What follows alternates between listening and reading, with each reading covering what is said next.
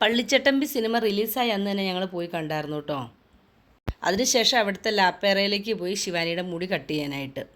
ഇടയ്ക്ക് ഞാൻ ദേഷ്യം വരുമ്പം പറയും, നിൻ്റെ മുടി കണ്ടോ, ഞാൻ കട്ട് ചെയ്ത് കളയും ബോയ് കട്ട് പോലെ കട്ട് ചെയ്യുമെന്ന് പറയും. എനിക്ക് പണ്ട് മുതലേ ഭയങ്കര കൊതിയായിരുന്നു കേട്ടോ ഫാൽഗുനി പതാക്കിൻ്റെ മുടിയുടെ സ്റ്റൈല്. ഞാൻ അന്ന് എൻ്റെ ചെറിയ കാലത്ത് ഞാൻ അവരുടെ ഭയങ്കര ഫാനായിരുന്നു. അതുകൊണ്ട് തന്നെ എനിക്ക് അങ്ങനെ മുടി കട്ട് ചെയ്യണമെന്ന് ഭയങ്കര ആഗ്രഹമായിരുന്നു. എൻ്റെ ഓർമ്മ വച്ച കാലം മുതൽ എനിക്ക് ലെങ്തി ആയിട്ടുള്ള മുടിയുണ്ട് കേട്ടോ. ഇപ്പോഴത്തെ പിള്ളേർക്കൊക്കെ അതെന്തോ ഞാനിപ്പോൾ പറയണ എത്രത്തോളം അവർക്ക് മനസ്സിലാവുമെന്ന് എനിക്കറിയത്തില്ല. വീട്ടിലെനിക്ക് അച്ഛനേക്കാളും പേടിയായിരുന്നു അച്ഛൻ്റെ അനിയന്മാരെ. അച്ഛൻ്റെ സമ്മതം ഒരു കാര്യത്തിന് മേടിക്കാൻ ഇത്ര പാടില്ല, കൊച്ചച്ചന്മാരുടെ സമ്മതം മേടിക്കാനായിരുന്നു പാട്.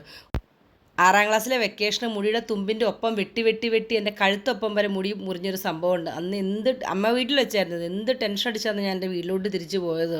അവരെങ്ങനെ എന്നെ വഴക്ക് പറയുമെന്ന് ഓർത്ത്. ഇപ്പോഴത്തെ പിള്ളേർക്ക് ഇത് കേൾക്കുമ്പോൾ അയ്യോ അച്ഛൻ്റെ അനിയന്മാരെ പേടിക്കണോ, അച്ഛനെ അമ്മേനെ അല്ലേ പേടിക്കേണ്ടതെന്ന് വരുമായിരിക്കും. പക്ഷെ നമ്മളങ്ങനെ അല്ലായിരുന്നു. നമുക്ക് ചുറ്റിനുള്ളവരോട് ബഹുമാനം, അവരുടെ സമ്മതമൊക്കെ മേടിച്ചുകൊണ്ടിരുന്ന കാലം നമുക്കുണ്ടായിരുന്നു. ഡയറ്റും ശ്രദ്ധിക്കാറില്ലായിരുന്നു, പ്രോട്ടീനും ശ്രദ്ധിക്കാറില്ലായിരുന്നു. ആ സമയത്തൊക്കെ മുടി 2 കൈ കൊണ്ട് പിടിച്ചാൽ ഒതുങ്ങില്ലാത്തുള്ളായിരുന്നു.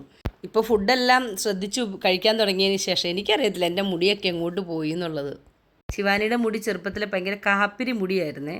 അത് ഇപ്പം നമ്മളിങ്ങനെ കട്ട് ചെയ്തിട്ട് ഈ സ്റ്റൈൽ എത്തി കേട്ടോ. അപ്പോൾ ഈ ഹെയർ കട്ട് കൊച്ചിന് ചേരുന്നുണ്ടോ എന്ന് നിങ്ങളൊന്ന് കമൻറ്റ് ചെയ്യണേ. ചൂട് സമയത്ത് അവൾക്ക് ഏതായാലും ഭയങ്കരമായിട്ട് ഇഷ്ടപ്പെട്ടു കേട്ടോ. ഏത് സമയം കുളിയാണേ, അന്നേരം പെട്ടെന്ന് ഉണങ്ങുകയും ചെയ്യില്ല. മുടി ചെറുതായിട്ടൊന്ന് തോർത്തിയാൽ മതിയല്ലോ.